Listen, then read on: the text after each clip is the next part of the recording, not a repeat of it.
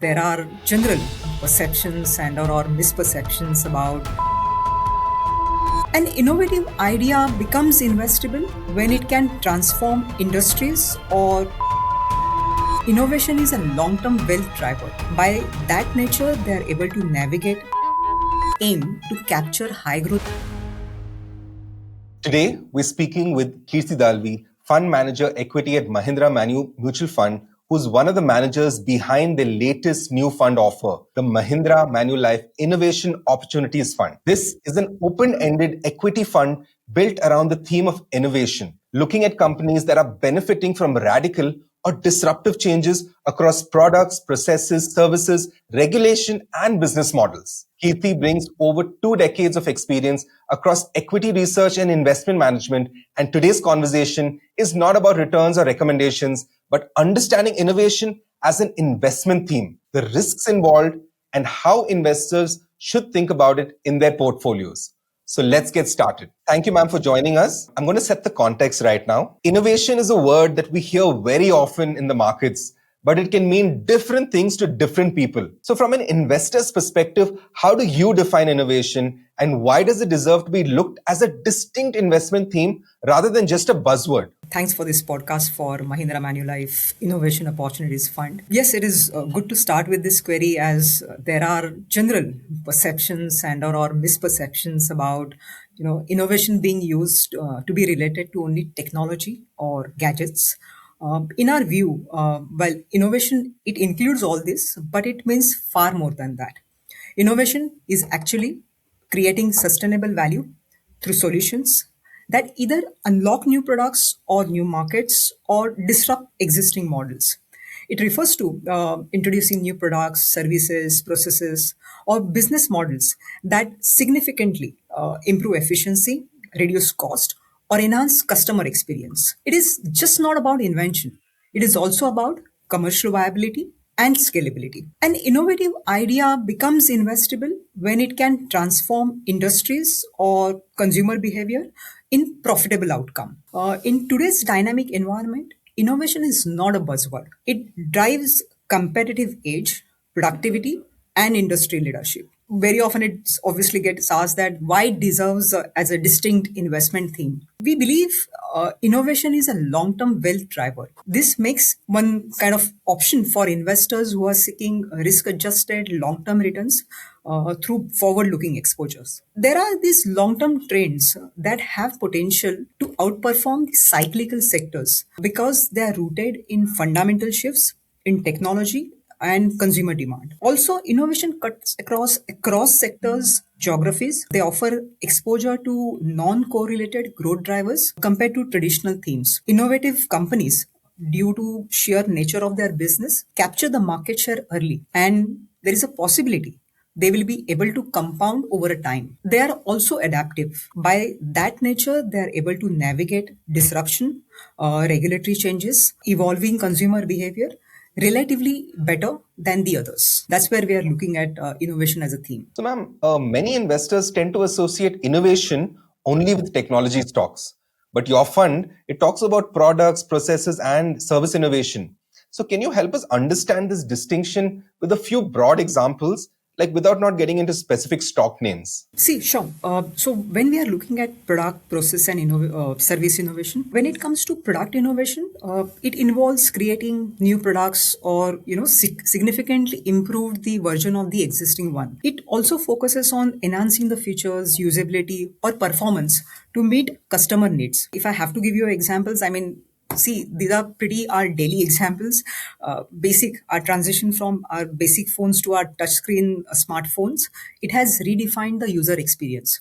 Also, smart appliances like IoT enabled refrigerators or washing machines. If I have to talk about in today's world, your petrol vehicles to electrical vehicles, and the most important, what we believe in terms of is going to come up in the future or it's reshaping our future is the weight loss pill. Just to delve a little bit more into this. See, what began as a basic hormone study for blood sugar control in diabetes led to an unexpected discovery, a significant weight loss during trials.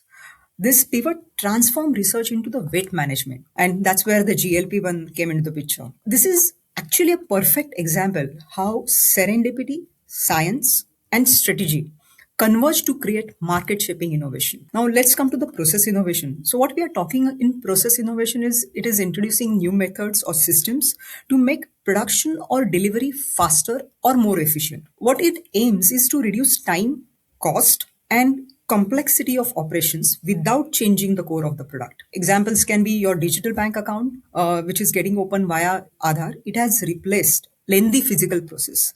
Your barcode and RFID in retail. It has streamlined your inventory management and checkout processes. Robotics in manufacturing. It is used for quicker and consistent production. The production of goods and services. Pretty daily example again, a toll collection.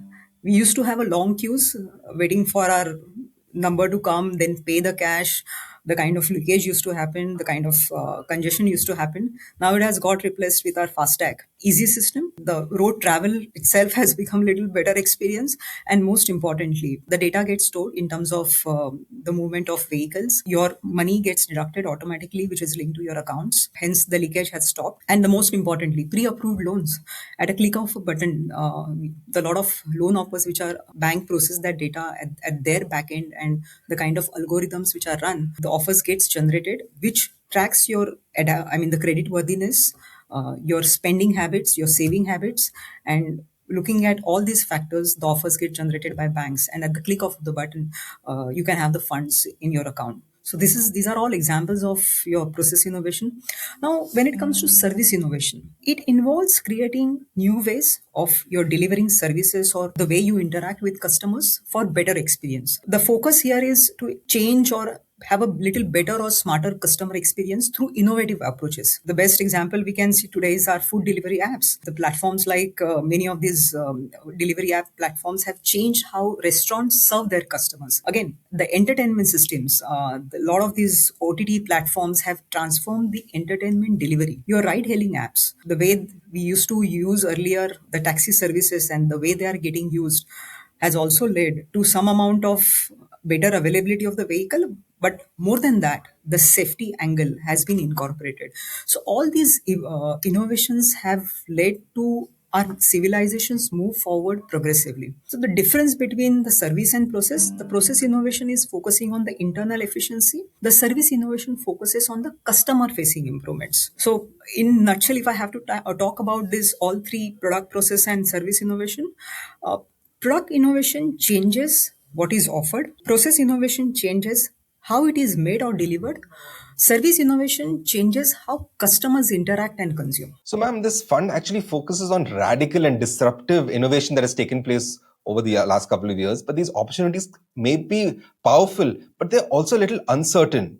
So, what are the key risks that investors they often underestimate when they allocate to innovation-led businesses? These schemes or these innovation funds, they have all similar risk, which we find in other businesses. Just the difference, if I have to say, what differs is the intensity. All your risks, like say execution, valuation, regulatory, capital intensity, market adoption, competitive natures, behavioral risk, obsolescence, all these risks are very much present. If I have to take each risk at a time, say execution. Turning any innovative idea into a scalable, profitable business is challenging. Many startups fail because they cannot commercialize their technology or scale operations effectively. Innovation stocks or companies often trade at premium valuation based on future growth assumptions. If growth slows or expectations aren't met, one can see a sharp corrections in these companies. When it comes to say policies, regulatory changes, any sudden policy changes can disrupt business models. All of us have already seen how 2025 panned out in India as well as globally, the way the trade and tariffs are shaping out. Also, many innovation-led firms require generally a heavy capital upfront investments. They may operate at losses for years. So the vulnerability to these funding cycles and interest rate changes, it causes a lot of big risk for all these companies. Also, these great innovations can fail. if there is no consumer adoption, or there is a consumer adoption which is at slower than expected. EV adoption in few of the regions which is lacking charging infrastructure can disrupt the way we are looking at EV as a segment from the growth point of view. The most important part is the competition, which we already always see in other segments and the other industries as well. Any innovation attracts competition very quickly, including incumbents with deep pockets.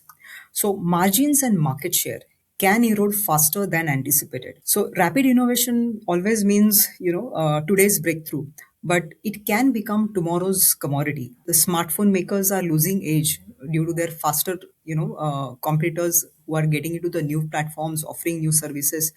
So you have to be on the treadmill as always. Just that you have to weather through these cycles and weather through these cycles of volatility as well. These are the basic risks we find in this segment, and which are probably present across other segments as well and other funds as well. All right, going with what you spoke about volatility just now, ma'am.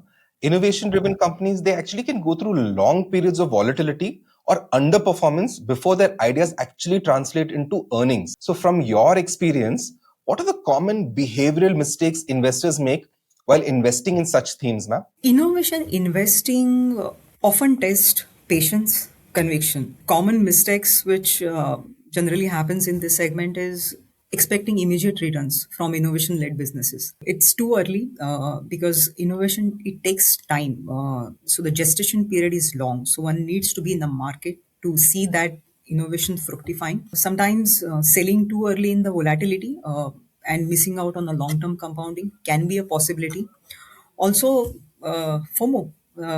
Generally, the herd behavior we find in many times in the markets and the hype around it. Sometimes it leads to investing at peak valuations. There is always, as you mentioned, there's a non-linearity in earnings. So patience is required. Underestimating volatility, the diversification part of it. And if it is not meeting your short-term needs, and hence one needs to be clear about the time horizon. Somebody who is looking for cash flows probably from the immediate future, say 6 months, 1 year, 2 years probably, is something little dangerous or little risky for them to invest, because given the gestation period and long term nature of these funds, you need to be in the market and stay with them. So these are generally a common behavioral mistakes investors may make in investing in such schemes. You need to have a discipline allocation, behavioral awareness, as well as the patience to stay invested in innovation schemes. So, ma'am, from a allocation perspective, for a portfolio construction lens, should investors think of it as a core allocation or more as a satellite exposure alongside diversified equity funds? See, from portfolio construction perspective, an innovation theme fund typically plays a satellite role rather than the core allocation for most investors. It is not a tactical short-term play. These schemes generally tend or aim to capture high growth opportunities, and those structural trends can outperform over time. But these schemes or funds do come with a higher volatility, and innovation funds also tend to have many times, not necessarily always, but many times tend to have concentrated exposures to disruptive sectors and longer gestation periods, and there could be drawdowns during the market cycles. So somebody who's looking for this investment can be viewed as a satellite role rather than core allocation. It is a one form of diversification or asset allocation from an equity investment point of view. So, like you said, that these innovation cycles, they don't always move in sync with the market cycles. So, how should the investors think about staying invested in an innovation theme during phases when the markets are like either volatile or when innovation stocks temporarily they fall out of favor? Well, the most important part, one needs to understand the nature of innovation investing. What it requires is basically a long term mindset.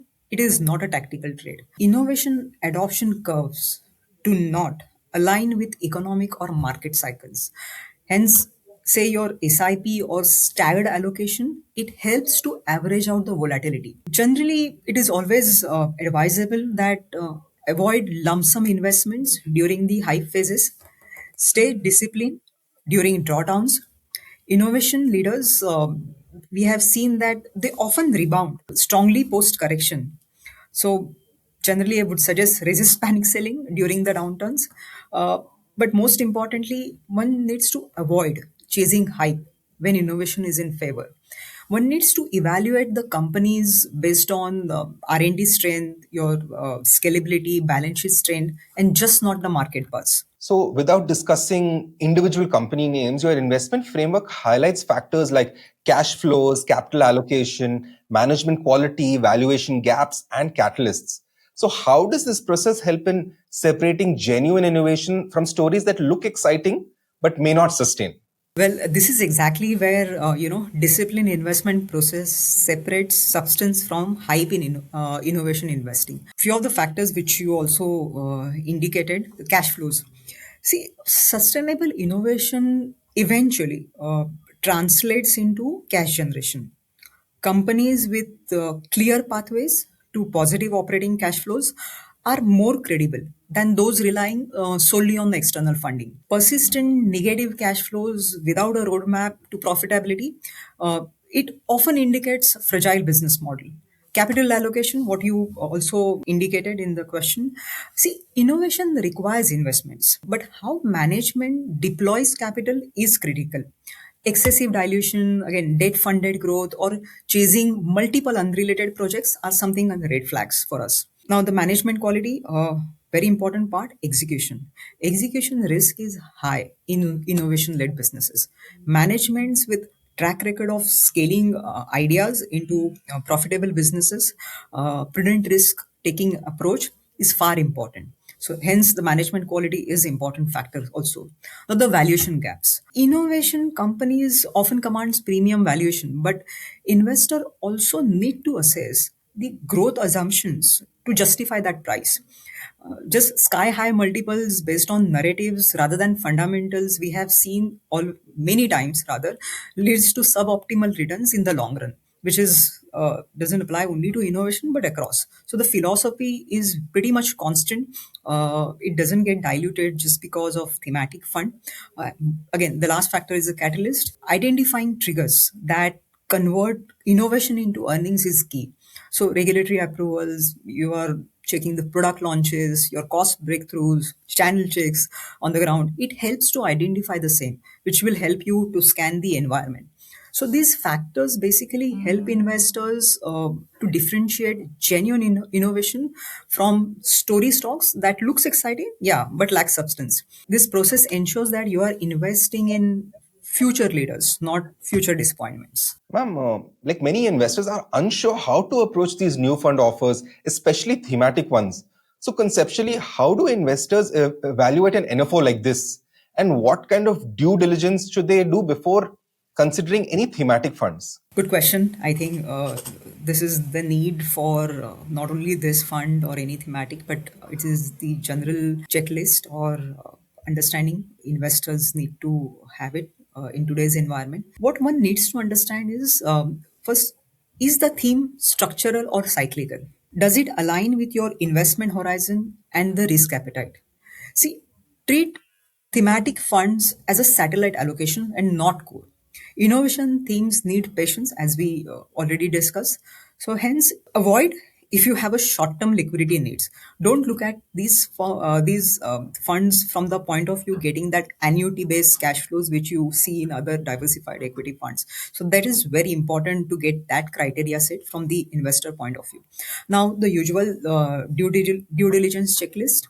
See, fund objective and the mandate. Is the theme clearly defined? Does the mandate, first of all, allow that flexibility across sectors and geographies? Very important as we discuss the investment process because that differentiates, from your story stocks to the substance part of it. So the investment process, how does the AMC separate real innovation from hype? Look for this framework as we discuss the cash flows, capital allocation, management quality, valuation discipline, time horizon. Can you tolerate the volatility and long gestation periods? Again, the portfolio construction approach also matters, whether it's a diversification in the portfolio or concentrated bets. And the most important, at current valuation, is the theme reasonable or is it entering the peak hype? These are the factors one, as an investor, should look when they're investing in innovation based themes. So, we often talk about who should invest.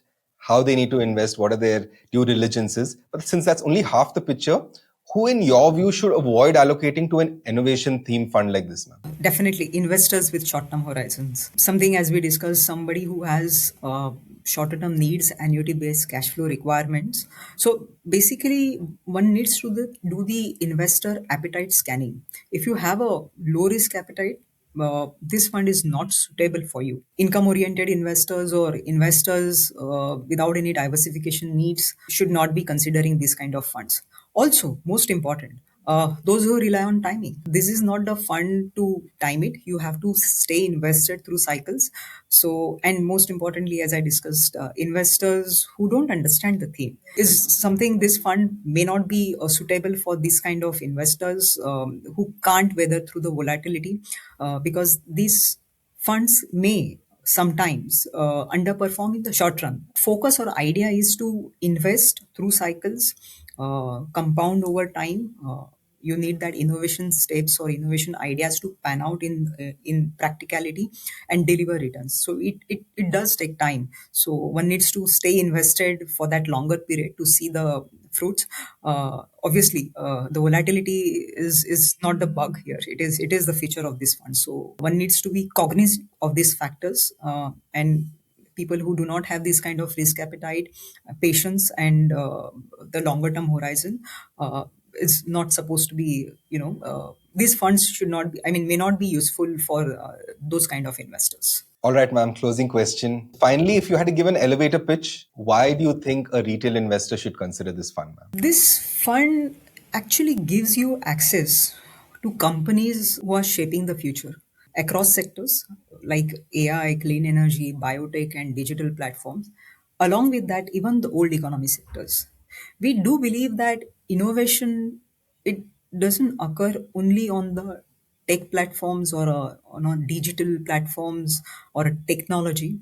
It can happen in your old economy sectors. It is, as we have seen, the smartphone, the company which probably launched in 2007 till 2025, almost 42 new variants kept on coming, and that's where the company kept on innovating the same product again and again.